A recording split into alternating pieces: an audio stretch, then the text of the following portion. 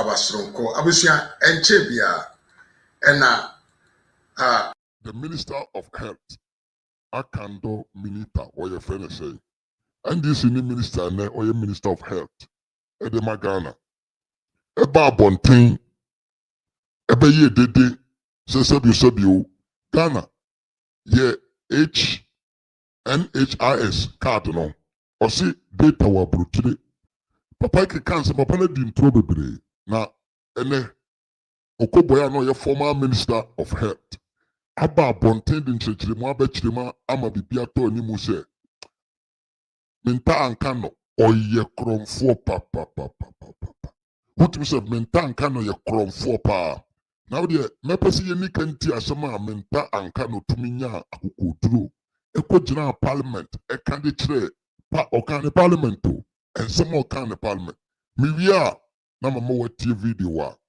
Okoboy edi aba bonten a ɔkyerɛkyerɛ nsɛm yɛntie minister no ne video no na sisia owned by an individual. So we are ready. Let's sign a license renewal agreement for 2 years. Mr. Speaker, the vendor indicated that in the agreement he doesn't want to hear anything about data. Yes. Mr. Speaker, the vendor again indicated that we should write as part of the contract that we, the ministry, have verified 461 instead of 450. Mr. Speaker, there and then, as ministry, we had to put our heads together to find solution to the matter than lamenting. Mr. Speaker, so, honorable members, the good news is that I've shared with you the challenges we have inherited, where the medical records, the electronic medical records, was being hosted by an individual, where the country didn't have access to our service. But at the moment, Mr. Speaker, we have the solution, and we are rolling out in the whole country. We have a 4-week plan. In the first 1 week, next week, we are rolling more than 100 facilities. The third week, more than 100 facilities. And Mr. Speaker, I can assure you, with the shortest possible time, we'll get all these 450 facilities covered. Mr. Speaker, what this vendor was doing to the state was that as and when he demands what, then you switch the thing off. And Mr. Speaker, for your information, the data, the server doesn't even sit in Ghana. It's far away in India. Yes, far away in India. Mr. Speaker, we are religiously guided by this contract, and we'll put in place the necessary solutions so that we'll prevent the reoccurrence of the mess we have inherited. Mr. Speaker, tomorrow, as I've already indicated, we'll give a full presentation on these issues, pictorial evidences, and we'll also tell the people of this country what we are going to roll out. I thank you for. For and some way na menta ankano de begu abonte wutie sama menta ankano e de begu abonte a the upper training and say Sabio the former Minister of Health akoye contract bi a contract no enkoyi ene kire say contract no say de akokoma India for omo no mukipu e data of nipa omo yare na ensem we no akwakoye no bibi e ho ye nyina di kan kese NDC aban na dwena wafa ne say to make sure say MPP adwuma omo ye amanfo nte asenti no omo ahye na to omo ho si say they want to make sure say every good thing that was done by Nana Danko Akufo-Addo, they will find a way to what? To destroy the image of the project that the government did. Now, Sabre way there, as we better about time in time can share radio per radio. Odin throw way church the say MPP about the contract ama company B. Company was supposed to roll out 800 hospitals, but rolling out only 400 without any bigger explanation. Theory. No. The former Minister of Health, Yewura, Oboy, what is the name? Koboy, Aba Bonti din Chechemu Abechre. Ama se we obi a wadwene mu da wona wo mpese obeye ba ya asia. Utimu se the minister is doing whatever he wants to do just for the percentage be or pay a free a new what them call ITC developer and into a person sign model a contract for from some farm company. My company say me juma be a dada just to make sure so be sika. I don't want to waste your time. Young couldn't conquer boy and somehow what you go from. When you see NDC person, you will fear the person. How a rush media must also like comment it. Now subscribe to the channel. I become Bushakuno. Young couldn't conquer to your boy and change the more they go and no pay. I said no more the power. Young comments this year. Honorable Majo. Nana mfacho mijusu. Maybe aboko there. Ah, nyami adom. And so why for opposition and why for that? Oh, no, adom le ye juma. The favor of God. Adom kuti. Remember, I was doing grace no nya adom na enye ye. Adom no. Ana omo why esi wo ho. Oh, say first of all, I'm in chia oti for nyina. Me who die sebi eha yenyuamu endis for no wanya to me no. Instead of the focus or me focusi ahwe de ometima ayama Ghana for no. De bia no munam ko fansem biesi omu fansem ombezo mu creative pressure say sebi o Ghana ya na yehwe Ghana so no na ye boniyefo to say anye adwuma meanwhile no ye adwuma no the people experienced it. Yeah. Obiana oko hospital oko transi 5-6 hours etwe folder oko hospital 5 o'clock na ya kacha say ye show folder ye be folder na say jeno na about 1-2 after na call doctor sa nipa na ekufa do ni MPP bat power omu say afi de oko hospital ye bo odi any number papa no na ye see come doctor. They've seen the value we brought untimi mfa ebi mekanwa muso na makofa asema but said there BBC enti yenua akando ni sebi ni kasa odinam say ena he inherited a mess eba light wave health no yeah eno na asema brofobeka say a serious fabrication busrem some kind of ni kasa ni bebre no fabrication serious falsehood misrepresentation just say I didn't know your koko na wa dane no aye no tuntum to paint MPP yes black enti what can say bebre ameni me be free right nyabotra na workers through 2019 contract amone light wave have information management system mo entire no na ho hihye etise dey adwuma poten na ese omo ye edema health ministry no na I was saying my background kakra okay you see e-health projector the HR say a projector MPP abind the buy ya Emma hospital say Ghana nyina ye niama ti set 34 na omo tro nipa di wo krata so a ye di store room but uba ye be bo wudin wo computer so ohun sem nyina wo computer so ukọ hu doctor ye mfa krata ma obedru doctor no bo wudin pe na wa hu de o kan ye okay doctor no so trade ma wa umfa e ma wo krata fa nko pharmacy obedru pharmacy ye bo na ma pe na wo ndro wo oji wodru a pa okofi na ade ba ko so e ma ye health no MPP abandi ba ye bo aye ni se obi a ukọ hospital Winiba na una ebu na eduro na Winiba for say we dey mu ye din na mo mfa no nko kolebu a say ye type uniama wo Winiba obeduru kolebu a ye mbisa wo say ofoda wo yi sa na ma na wo isu Winiba na eno aye bo kolebu pe e ma Winiba nsem na ye tro nyina epie wo krata we computer so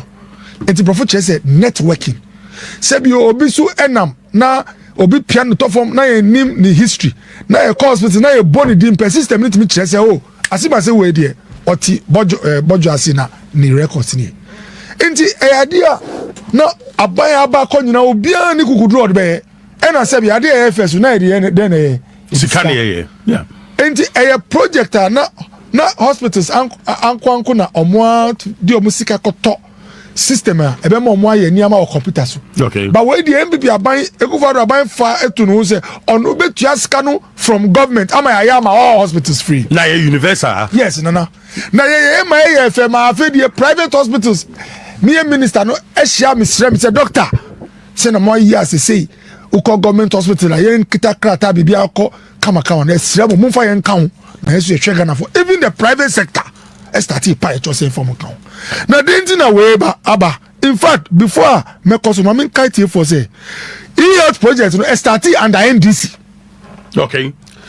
Company na account of poor people for their money nti onama o kata ti so omu ye nkofo a omu nye Ghana fo and omu ye boniyefo and omu for data 7 company no under NDC na start ejuma omu first ejuma omu ye omu sign contract 1st April 2016 between Ministry of Health and Lightwave E-Healthcare Solutions Limited.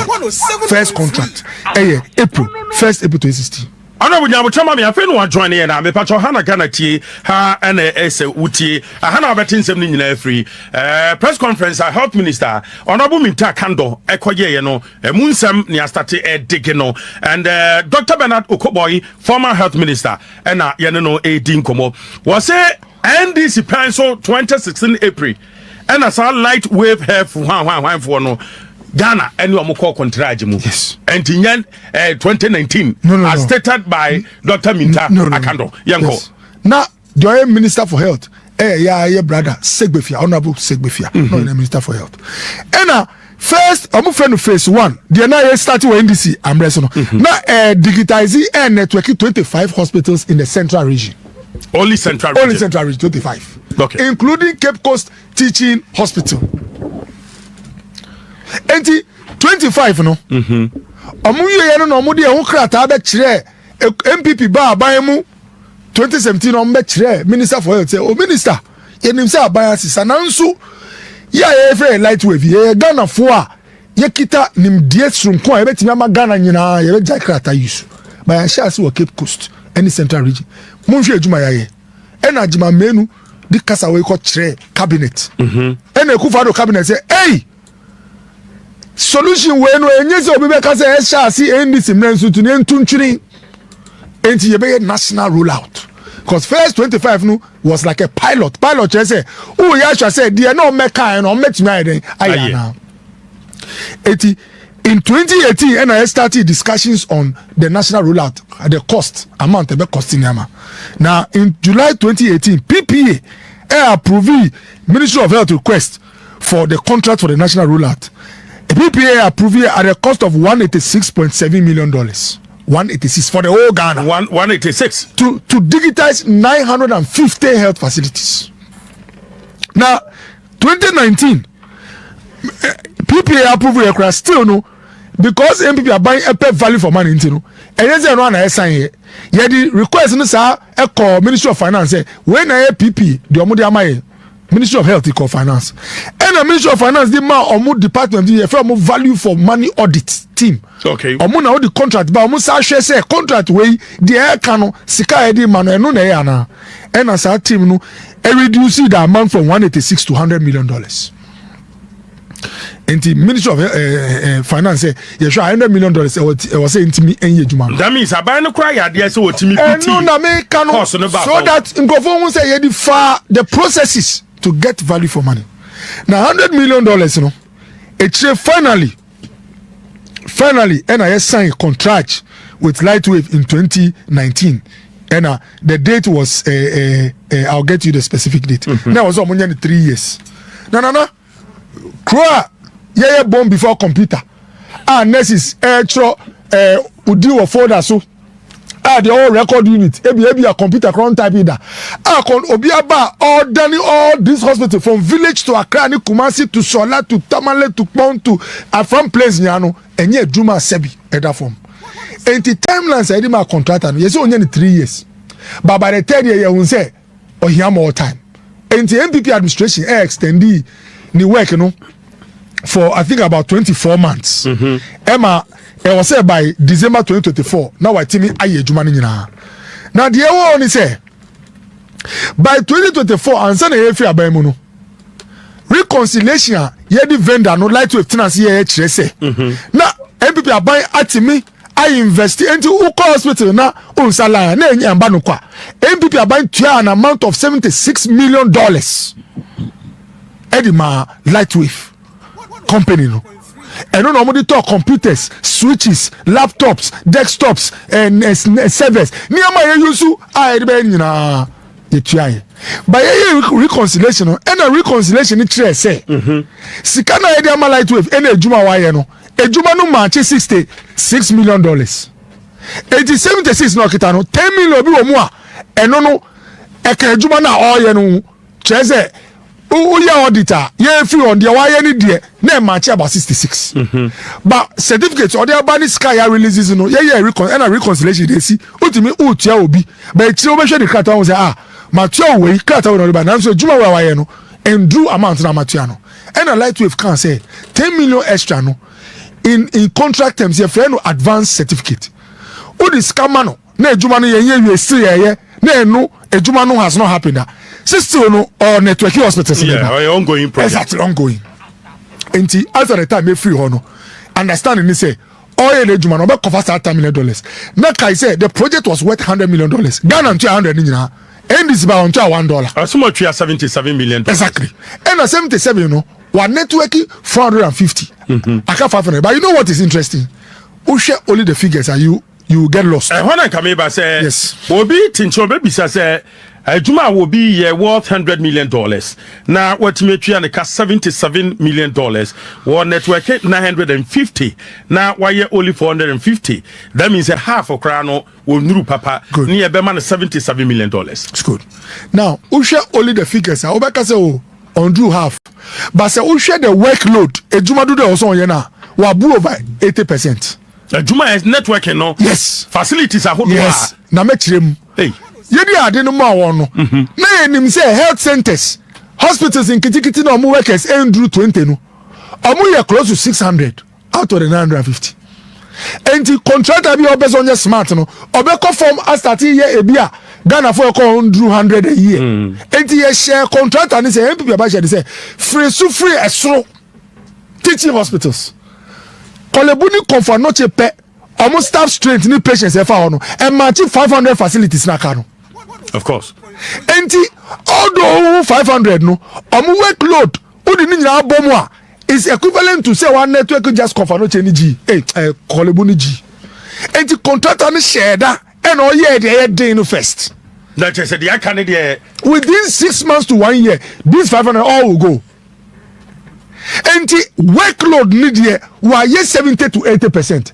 But who share just numbers are the who share no jumanu form. Uko health center bi wo Kumbungu staff no mo do 7 nurse mi no ni attendance 3 omo ye 7 patients ever or the whole year do 100 and ye ka say men call those places we ka say why 700 chassis free through and ye ka say lightwave we digitizing all teaching hospitals we digitizing all polyclinics all teaching hospitals in Ghana all polyclinics all district hospitals. I have the numbers. Right, my figures, you know. About talking about Dr. Bernard Okoboy, yes. Former health minister, and I know AD and Komo, and then Mewa Sasepa 107.3.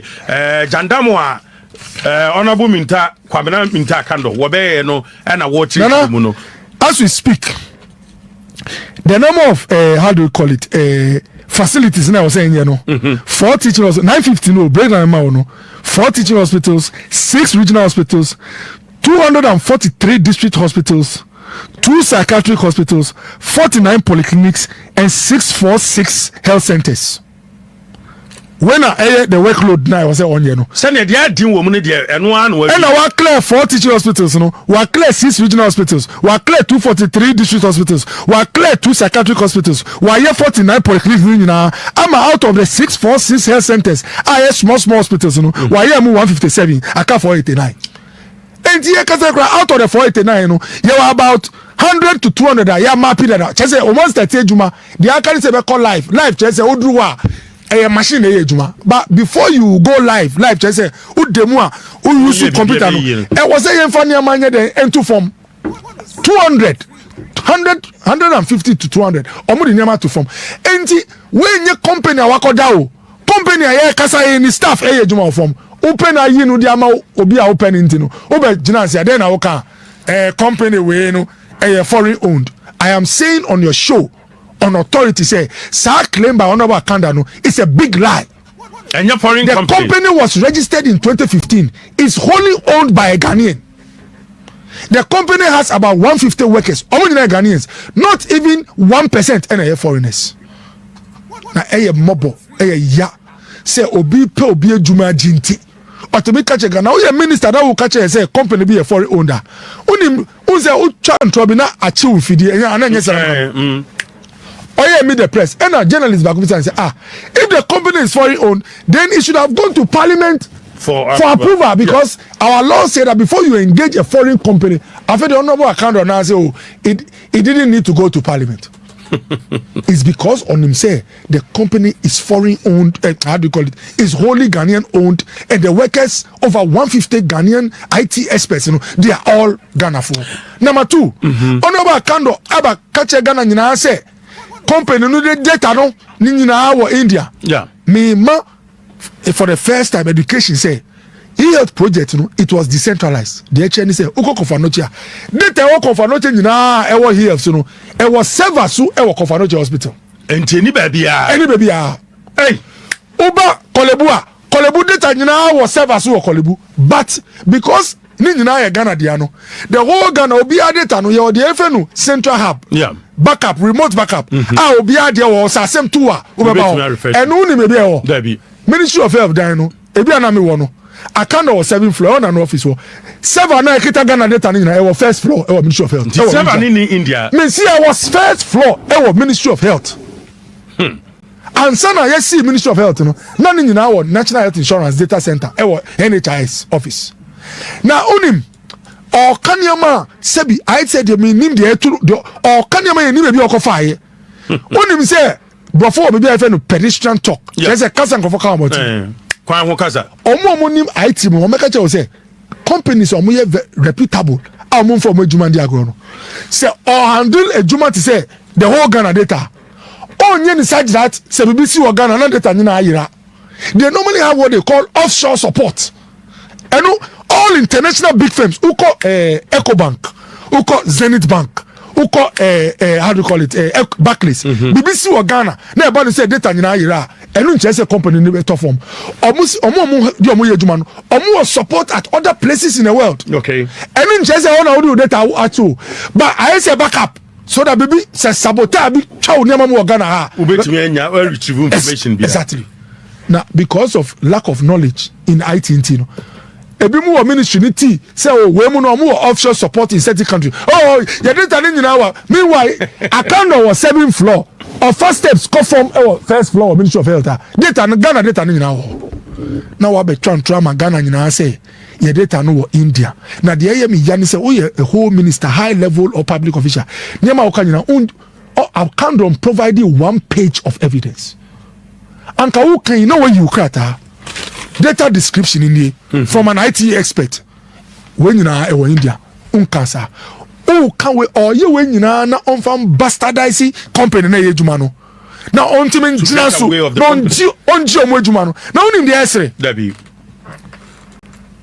company no ye man extension the contract AWA 2024 TO the ama problems we everybody say company no e try say approach Ministry of Health say the omo ye juma da enti enya information month by in 2024 December as it ended with the year okay and you started this year no as apart from infrastructure we provide servers computers any digitization we training staff they've trained over 150,000 health workers across Ghana Lightwave training we year over 8 years apart from all this no we provided the FN support service okay because they are the originators of the system no say let's say Kofanoche say like I said Kofanoche data nyina wo mo server so now so Lightwave etimi accessing remotely say na Ministry of Health one say the omo ye adwuma and the Kofanoche nya problem na omo IT officers ni ntimi ya said omo data no network connectivity no internet ye adwuma Lightwave from the distance can enter and help them restore okay and we support service now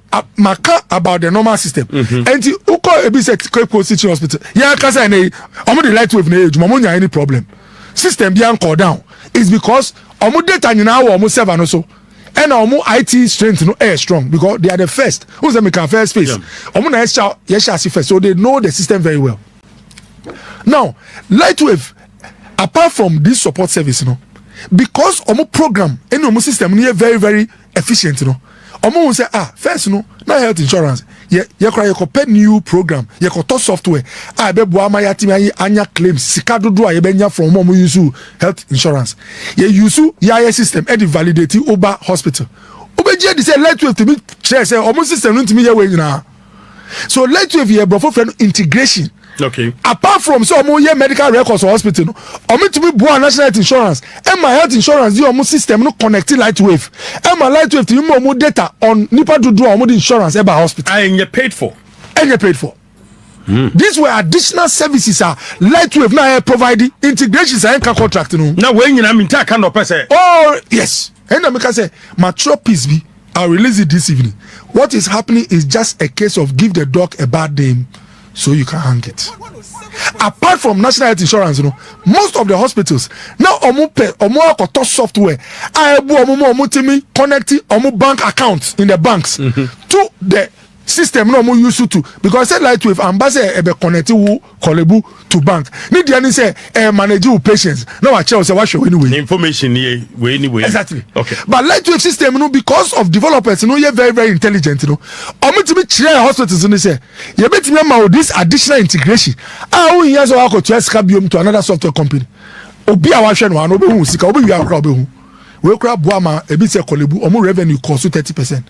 Point am pese me ye ni say ye enter 2024 Lightwave for catch account say minister your contract in EU we have to network 500 more facilities in addition ye ma this integration support no nso ya mutu ya bibi kakra but once we don't have a contract now say because we say we have no basis to make a claim and no be say no about kind of say can we do some paperwork nana tintinti o so ntia se na omunfa access code imano obi adwuma na obi company no a wo run no na fa access code ma no na the history ni say omu catch you say if ukosu omu over 150 workers they cannot continue to pay them when you are not ready to even look at contract extension.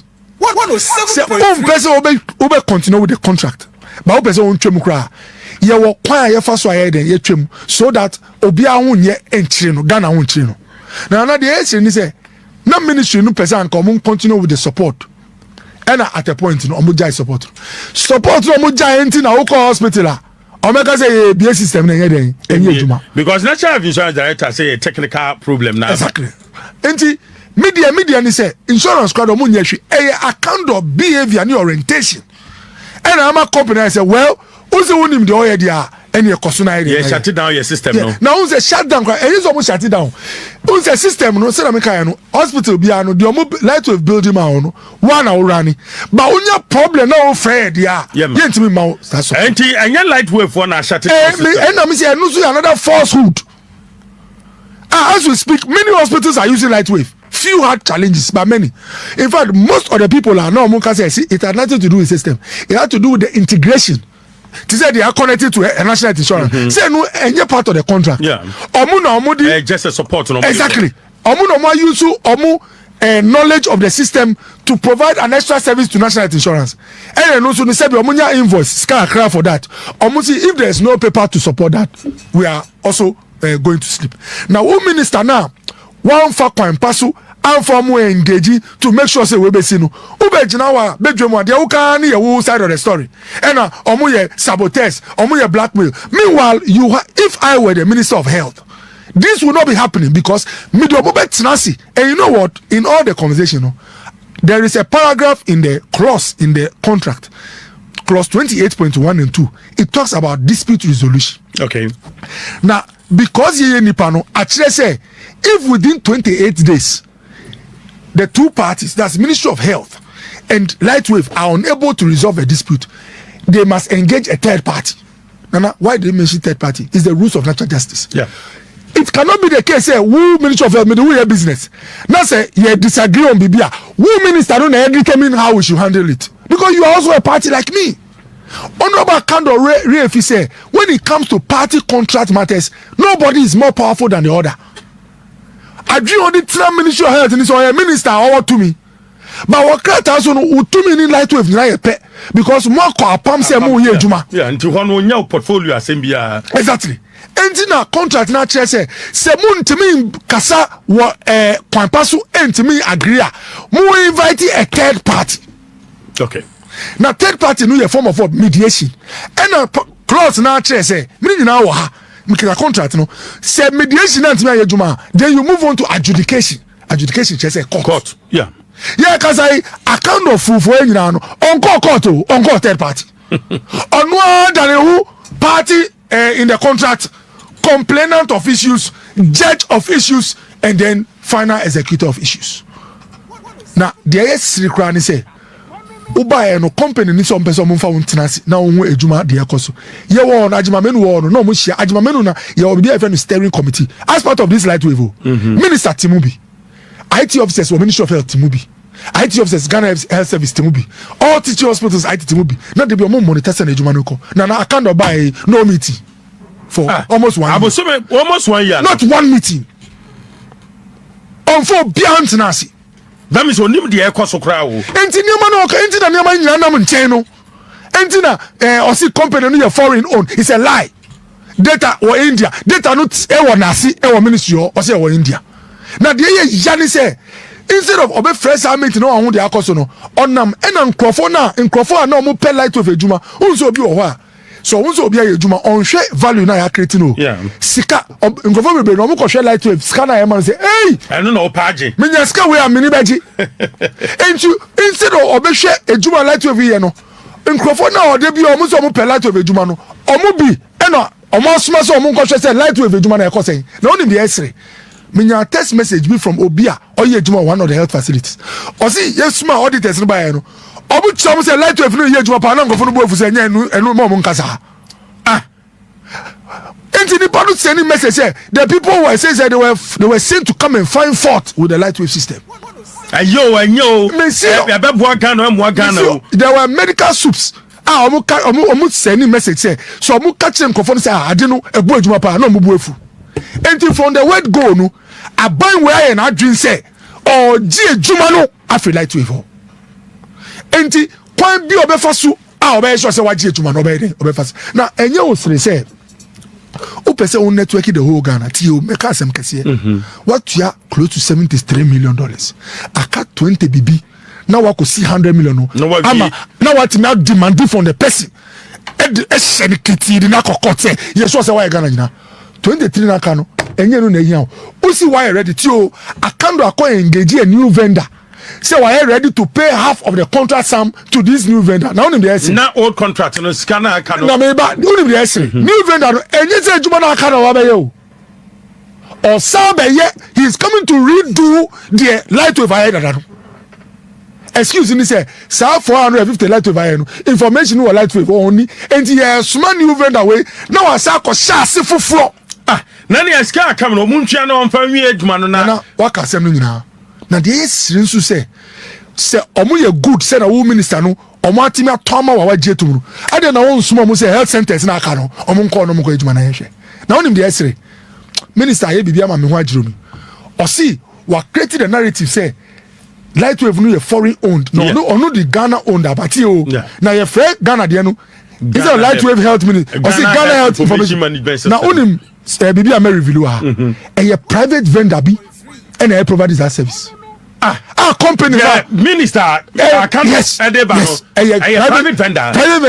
private vendor no company name company odi instead of obebo mo di ama ya so mo no mo ye no wa create impression say Ghana as if IT officers it's a lie.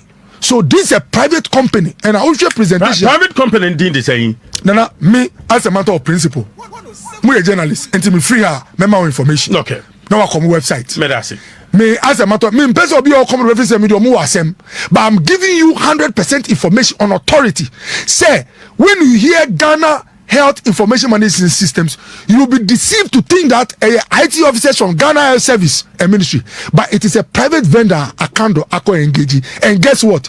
They will submit invoices.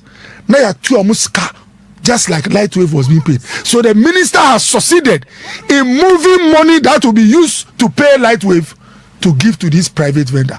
So what happens to Ejumana Akano?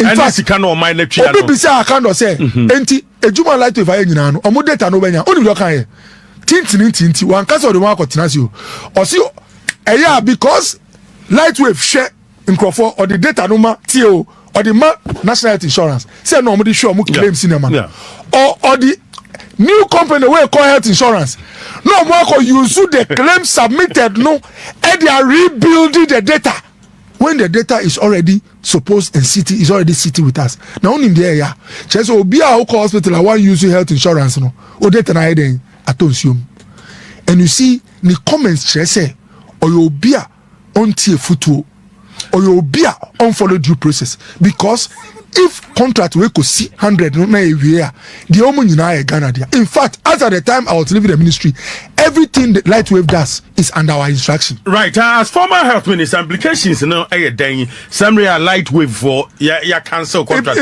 and I yes implications in say hospitals baby one should be called back to folder Emmanuel. The Jamaica say company we no on digitizing one region crowd Canada. In fact, remember information American say company we hospitals 3B1 crime and a why or more digitization. Hospitals 3 ways so they don't talk to each other. This is like with Ghana and United Kasa. Just a free one hospital or more digitized now Canada was on folder. Connectivity yes. No, be beside minister say enti we mu amuba share say adwuma we uti omu be use 1 week and they are rolling out all the any new hospitals so they like to fire that. You are not going to start all over. And obi so say enti have they done it before? What they are doing is a pilot or see they are starting is like a pilot. I feel no a pilot. Yes, queue hospitals. Yes, it will lead to queuing. Then the most important part is doctors are now going to lose data because most doctors, sebi niama unconform show mu patterns and na edi patient information. Yes, and na edi doctors move lose. Oh yes. Health workers will then how do you treat it patient? It will affect service delivery. Number 3, the annual secret was Ghana for say you be work times 2. There's going to be serious financial loss to this country. They think make say sikana ever chama company where oko shasi from Kofanoche ni ko G ya yes ejuma nana. Nana uti make say enye sika eriko ejuma fufuro.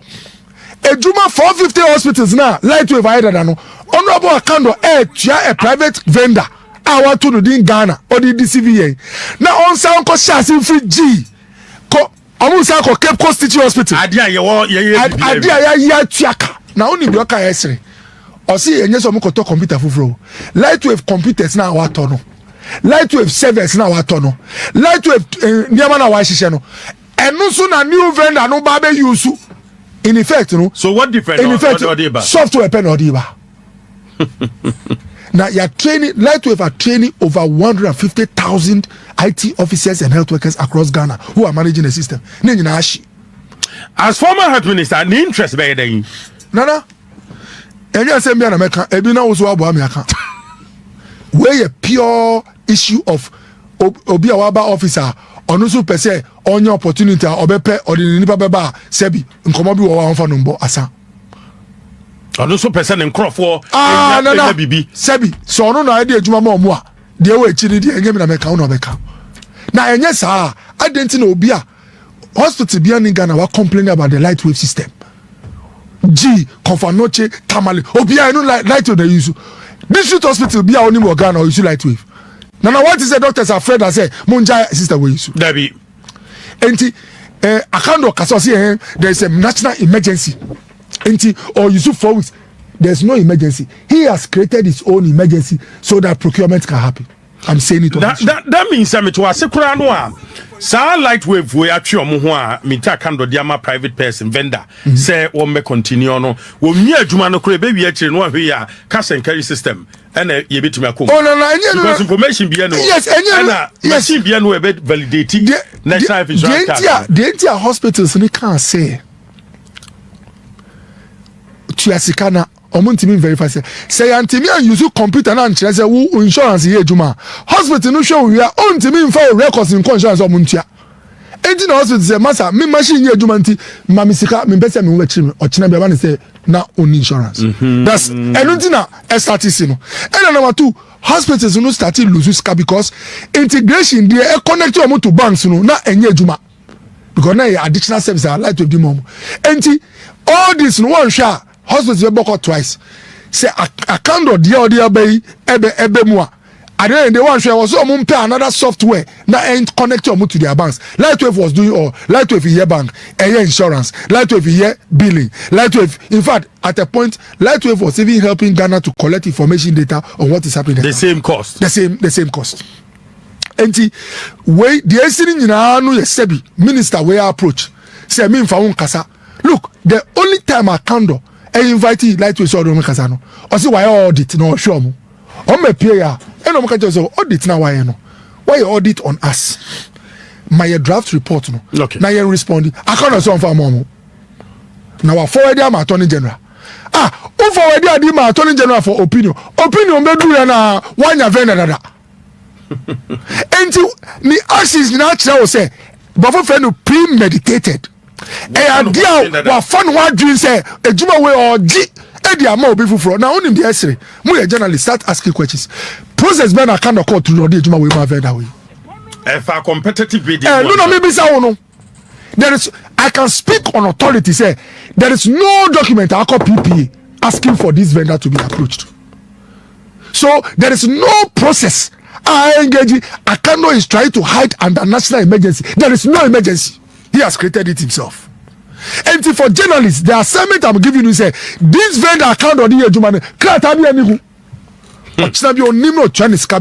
you have to go and find out. Right, I say Dr. Bernardo Koboy, former health minister. Nipe dim try na ya ade anokreda ho phone udi agro crop mo say break two phones ni na do phone no bo on there mo say phones ni nyina I know oh she health ejuma kase wo yi ye wo hospitals o mo hia say minister wo do attention be ko abo mo anya sabi e bia infrastructure kakra ye wo facilities health workers o mo per motivation me minister me timi ko sa ko do elubo border me kai nurses who me say doctor say wa ba pe no ye ni agi ye dem say won kran no dwe ho there are a lot of things who ye minister for health who betimi ayama ya ko enim na who time amu aban mo ansa na MPP ba no now hospitals use paper what be 2450 instead of who bet free omu a eri ejuma no abiso mo say dey na ekoso no omu bisa obeti na o si mi ntinase na who so ya so wa ko audit na minister ben na o auditor all ma dey why na audit no hwem o si wo the letter ma attorney general who try advice before advice be no oh be how say oye ejuma eni ejuma fufo so no koye di obi aye dada no o say eno anokoye what kind of joke is that now who kasa o say who inherit a mess who purchase a mini ejuma menu na a mess me wa who nanti ono sebi e obu ni fair na me de ma wo ye health systems na ye ka about health management sebi o wa ja to me say sebi na who do rice Daniel prove it. Enu crowd dem nka wa ja to me say sebi wo si we farmer what I say by obu ni na edi ma wo na me di obu ma wo no who ko president say who inherit mess na won person there will be a recurrent of the mess. What do you mean by that? Meanwhile here you have engaged a private vendor when you have not gone through any process. I feel I'll see it later about advertising bid. Unye bid no, how did you get this guy? You had this guy long time. Now in the history, Papa no ye juma no, company no, they be no mo na ministry so mo pe light with juma. They no mo dey sell light with they say, oh, in pelifon no bi no, omo ti abroche. That means I wouldn't say company. Oh, na miss you. Omo ye nkrofo mo pe juma na che. And Papa we account no buy and wako tom. Now the history ni say the fact that Lightwave the any huge more Ghana obi akọ hospital Lekma Central Reach bibia Tamajana obi akọ smoto and in say we mu can do that ade ayaya ya tima che say yejuma afa na wo si wo akọ shasi we bi ayaya dada na sebi o yesa onim die wonifa.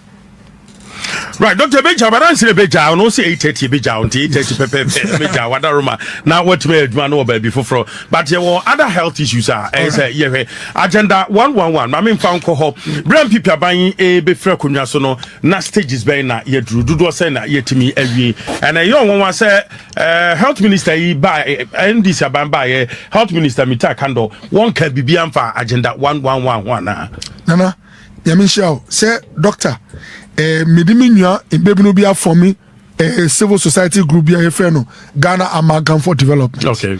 I then say BBI didn't put over break Ghana for no. Yebeka and Wasem. Enter me a press conference on on health infrastructure in Ghana. Okay. And I make kasa about agenda 1. Nana, at that health press conference, no point back what I mean, yes, strongly to Ghana for say. Nana Addo Akufo-Addo, MPP abaye no, COVID baye na ehun se nye de bia na obi betimi free techi, say okọ hospital e wo Labadi. Ene nye de bia na obi betimi free e bia Garu, say okọ hospital Zebila. Chese district bia was say munya hospital a. So obi uchi na, Professor say primary health, there was say yemfa gin nkwade e wo ho. Yeah. Na ye assessment na ehun say Ghana ye waba 88 districts a omuni fit for purpose districts. Is it fit for purpose a? Ebi mu ebi kura na obekọ na a 2-bedroom house. And I say be the bed. Any sika to say hospital. Enti ye assessment e be won say Ghana ha nyina no ye about 88. And 6 new regions no so ye can say the hospital e be see regional hospital mom. Na odi ni nyina ka won e be ye 111 health facility. And ye friend agena 111 no. Na project no shase no. I don't know won say out of the 100 in fact e check e be agena 114.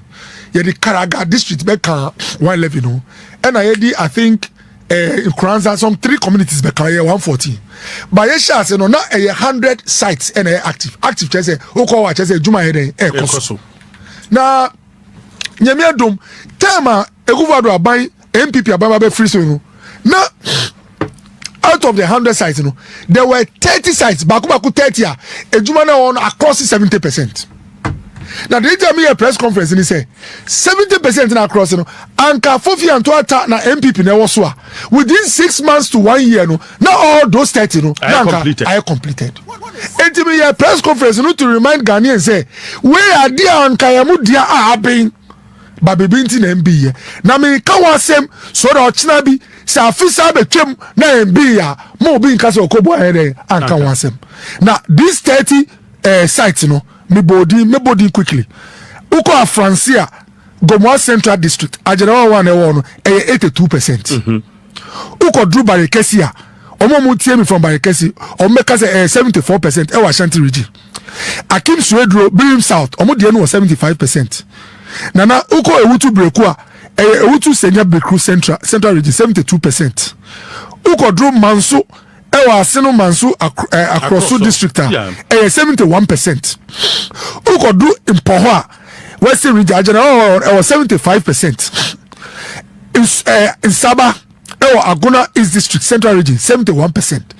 In Suam Chichire Omude Omako Enimba pa Asin South 77%. Ofuansi Ewa Mibra Kojo Opon Kumaho 71%. Na abomusu for the memamuku say omu de no 91% abomusu atipoku ewo esojaman deputy finance minister Sabrante no ni krom 72%.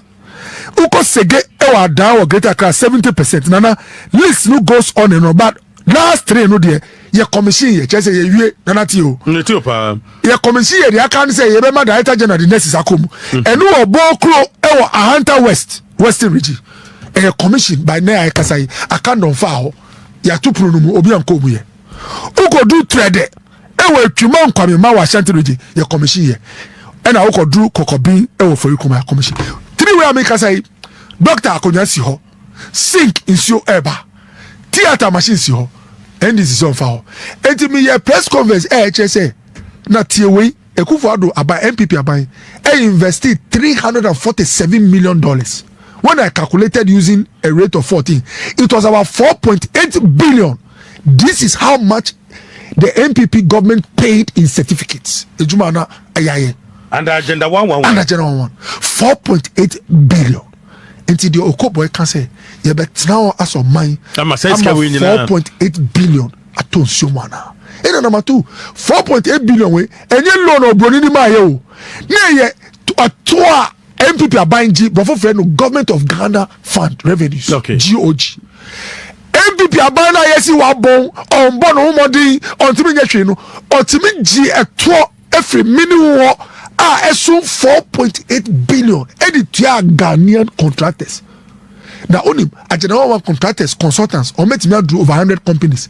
Now construction workers are here general Ghana over 12,000 and no money fee. Now, you see, utu abato bonia onya mfaso boni say some granted 12,000 na ebi mu koye e de bi kekeru na na omo nyina tifie a omo tie mi ne wo omo anya adwezakra enti press conference me kire say me sira by way me ka say sika e be wi nyina o mpere ne but the akọ enim 70 ekọ 30 na me boy no yem for so complete seska so onya even $20 million a ebe complete mienu bi okay na men koye ti say die say Ekufo-Addo ana MPP aban e na ehye adwuma bi asia eni obi be hye da aye excuse adwan okoti omo a e na agera ho na sika bi ani ho nana enye bibia ye be ye wo abrabo mu e na obrun na me mai sika I fe the loan MPP ni Ekufo-Addo a kire say ye we bi ti say agera ho e betimi di ya ye sika aye internally generated na de obetu no gi to etua 4.8 billion ade na wo keke mu wo si wa ben che no wa bin chain na any people e ba ni say e na onu de eto tia e na ye hia o si sika ni ho ye mpesa akasa de ti okay edwumadin e na edi bu man papa na mo yiye no ni MPP na mo yiye no na enya akwadro e edwumadin enti na districts na ma bo no omu abi mo omu ko tu ma ban we a oba e no me so so omu nya adwensakra de ba na ye wanka by now anka mu nyina anka jame adom na oni bibi. One of the things I'm motivating me, mommy, yeah, press conference, and say, a hospital, and yet only a place I share omomoyari. People forget. You will be a friend economic pool. You are debi udi ko ebia. Etimima omo abrabo sisa. Yeah. Etimima ejuma ebaho. Etimima enibi ebaho. Etimi sisa obi abrabo. Hospitals ajana one bebrenu. Ye shada ma eko kroni echi. Ye shada fa krona edi akonche kakra. Shana be pandi krono. Exactly.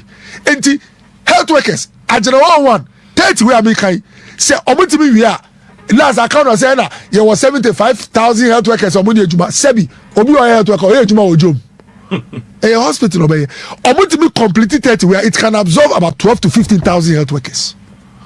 You have the opportunity to create job for the youth and I wait 12,000 way health workers o na I feel na mabeka truck drivers ni taxi drivers o may station or hospital nedim I feel that Mabeka omu musika me say anka me ko abomosu a mepe 2-bedroom house bi asi wo hospital in chain doctor bi renti brofo frɛ no economic activity omo mbe tonton nuane na bebre enti me tira na me ka say mo ya ba ya mo ka say mo be ye one job 3 shifts 3 people 24-hour economy say one shift kra say oji won crofo sem enti na ye ka jena one Ashanti regional minister was reported on some media so o ma wie 3 bi wa Ashanti matima be kire mu say sa 3 no ka nyina en ka nyina wa hospitals a MPP aban see through Vamed oka enu bi na yesi wo drobonso e na suamini na ma no omo odo na ye ya wi anu no omo na omo di nurses ni makọ hye mu obekasa yesi o say general one on name difference enya general one na create a false impression say aban we did inside as general. I can speak on authority as we talk now. Not even one general hospital and omudi akonya baako abenu and nurse baako akomu omo jani nyina won rem de area so matum and na nyina ye wo. Right, when I say yam fra agenda 111 ho obrani di po nem ko tam ne medi so pepe o tam ne medi so pepe e di amount ye backlog na wo ho brand pp aban e be fra konya so asat December 7 2024 ye beto aba na nurses for do send yetimi omunya adwuma yetimi amom adwuma do say yetimi clear omo ansa na MPP aban e fra konya na make it a breakdown. Okay. Now Osha MPP aban within the 8 years now your office no ye G Crawford close to 185,000 health workers. 185,000. Now the AS3 ni say me brother Akando Obeka say na ye my clearance for I think or see I hear about 13,000 12,000 health workers nurses now so ye G65 NIKB unim dey see here. So normally what happens in say let's say as we speak nurses omo ye adwuma say ya ji omo Ghana e bi omo wie school 2021 e chere say wo ba be nurses for next year and this year be new wo be 2022 batch before a ministry member clearance no ministry no check it with nurses and midwifery council say that year no how many nurses finish the program. And the midwifery nurses and midwifery council can say 13,000 nurses finish that. Only me mark clearance for 10,000 because ugo yi kofi buy free mo and ugo yi. So every year no the clearance honorable kando on him the clearance matches the number ye school that year. Now, say Ministry of Finance, mark clearance. Obeka say, well, mark clearance to cover that number of nurses. But guess what? Sa 30,000. Ebi mo wa. All the money nurses no. Oma going to journalism. Ebi mo want to come abrochi. Emewu. And to mark clearance, you have a Ministry of Health. Here the information remember all the agencies say. Mo put the information of these nurses say they can now go to. They should, first of all, they should log into the system to show that they are willing to work. Yeah.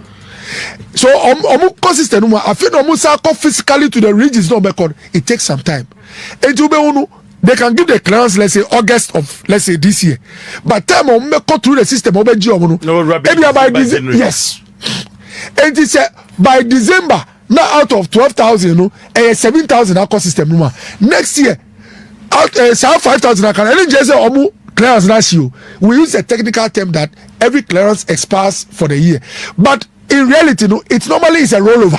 Okay. Because government is a continuum. Yeah. And it would normally because finance nema clearance no, and a finance na the controller ejuma no. Controller will give finance information say 12,000 na uma clearance no. And 7 abem. And or ye budget item for next year. Minimum expenditure line ebe cover the 5,000. Unim do mo ye no. Honorable akando. Omo ba ye no. NDC aban kita dream bi say obi a ya fa no MPP abreso no o MPP ni MPP aban kita adwin bi say obi a ya fa no adwuma wo MPP aban MPP breso no o MPP ni enti omo ba ye no omo sheda ko hide under the excuse say how do you call it clearance letter expire for the year na issue no and the NDC government refused to put the expenditure line of the how do you call it engagement or employment of the nurses. Okay. They refuse to put in a 2025 budget, giving the excuse clearance now expire. If the MPP had remained in power, that 5,000 would have gotten on board just as the 7,000 got earlier. Now only about 3 Debbie nurses no started charging core ministry no. Teachers started charging core on the reasons no.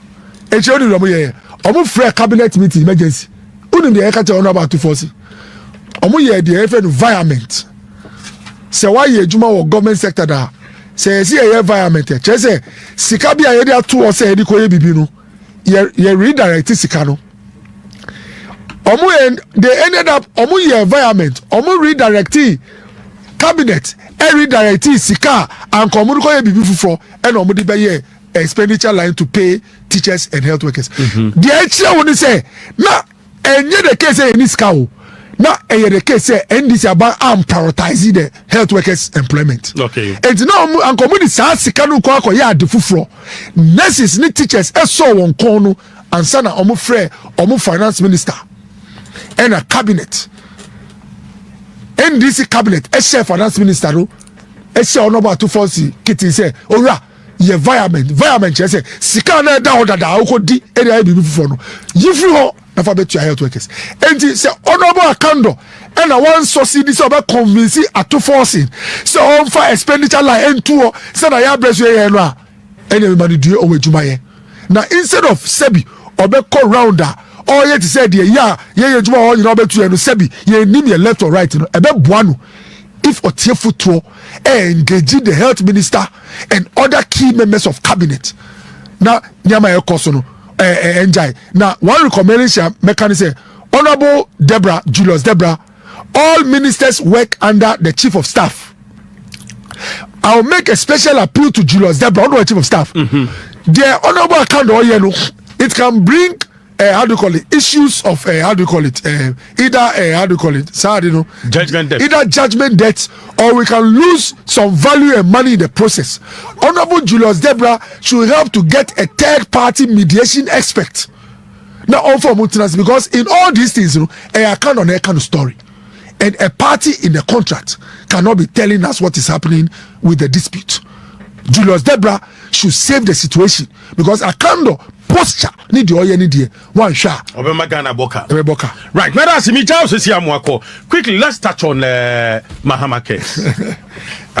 Obrana Kasima Munu Pow. The American say there was national health insurance. The American say Mahama case no where they trot to her.